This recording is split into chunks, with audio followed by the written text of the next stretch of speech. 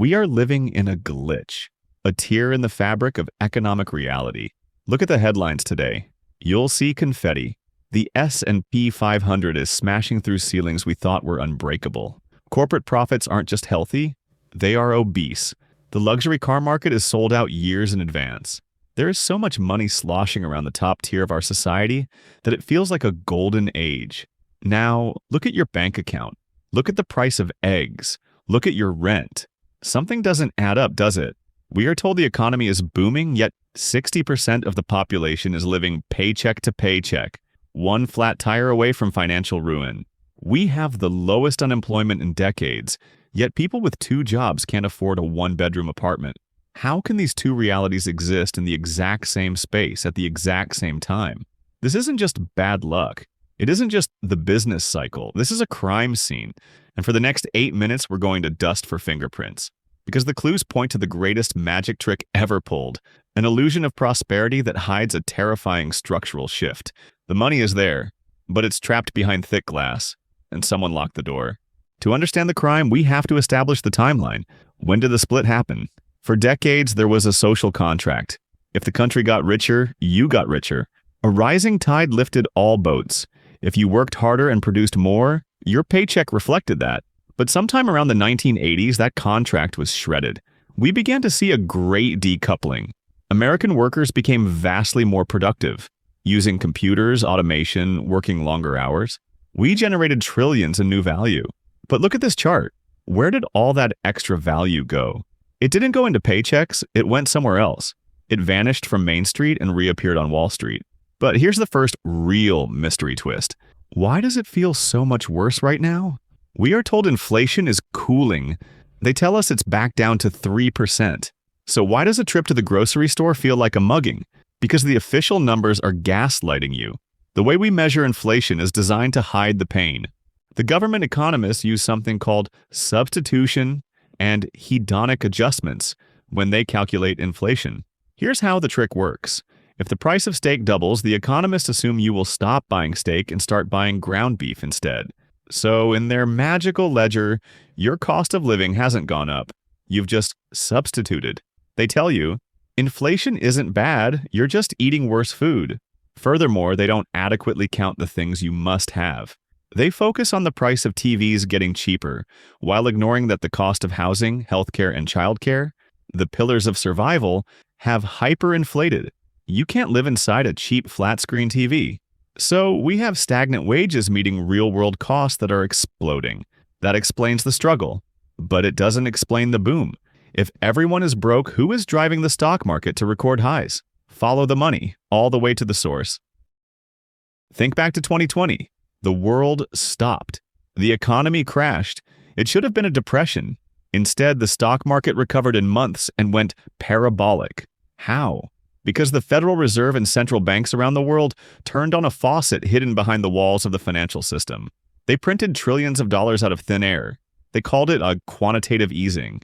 They told us this was to save the economy, to save jobs. But here is the darkest part of the mystery, a concept known for centuries as the Cantillon effect. It goes like this. When new money is created, it doesn't appear evenly in everyone's pocket. It enters the system at specific points, usually through megabanks and financial institutions. The people closest to the faucet get the money first. They get to spend it before prices rise. They use this free money to buy assets, stocks, bonds, real estate. Their demand drives asset prices up. By the time that new money trickles down to you in the form of a slightly higher wage, it has already caused prices for everything else to skyrocket. The rich got the money. You got the inflation. And this brings us to the central mechanism of the divide. The clue that explains everything. In this new economic reality, there is a defining line between those who thrive and those who survive. It's not about how hard you work. It is simply this. Are you an owner or are you an earner? If you earn a wage, you are running on a treadmill that is speeding up every day. Your cash is melting like an ice cube in the sun because of inflation. But if you own assets, if you own stocks, if you own real estate, inflation is your best friend.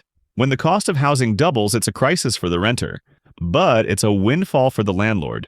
When the central bank prints money, it devalues the dollar in your savings account. But it inflates the value of the stock portfolio held by the wealthy. The The record stock market high isn't a sign of a healthy economy. It's a measurement of how much cash has been injected into the asset class, bidding up the prices of things regular people can no longer afford to buy. We aren't in a bubble.